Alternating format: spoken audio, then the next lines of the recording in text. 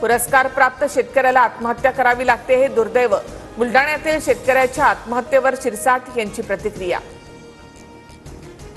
काही दिवसांनी लाडकी बहीण योजना बंद करतील, संजय राऊतांची टीका। तर आम्ही लाडक्या बहिणींना फसवणार नाही, योग्य वेळी 2100 रुपये देऊ, मुश्रीफांकडून स्पष्टीकरण। मुंबईत मराठी सेनेकडून उद्धव ठाकरे आणि राज ठाकरे एकत्र येण्यासाठी बंधू मिलन कार्यक्रम। गुढीपाडव्याला कार्यक्रमाचे आयोजन, दादरमध्ये बॅनरबाजी। शरद पवारांच्या राष्ट्रवादीत लवकरच भूकंप, जयंत पाटील अजित पवारांच्या राष्ट्रवादीमध्ये दिसतील, संजय शिरसाट यांचा दावा। विधानसभेमध्ये प्रश्न लावण्यासाठी नेत्यांच्या एजंटकडून पैशाचा व्यवहार, मकोका अंतर्गत कारवाई करा, परिणय फुकेंची विधान परिषदेत मागणी। तर कडक कारवाई करणार, योगेश कदम यांचं आश्वासन।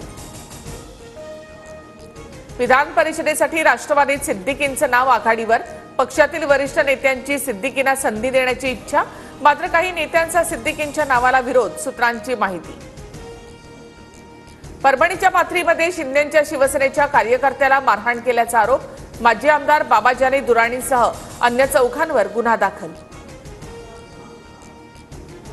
इन्फोसिसचे संस्थापक नारायण मूर्तींच्या हस्ते फडणवीसांना पुरस्कार, द इंडस एंटरप्रेन्युअर्स मुंबईतर्फे मुख्यमंत्री फडणवीसांचा गौरव।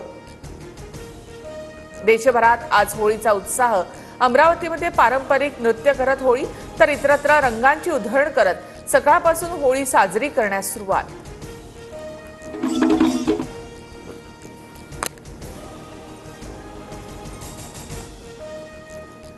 मुंबईमध्ये कमाल तापमानाची नोंद, पुढील 4 दिवसात तापमान 38 ते 40 अंशांवर जाण्याची शक्यता, तर विदर्भात उष्णतेच्या लाटेचा इशारा।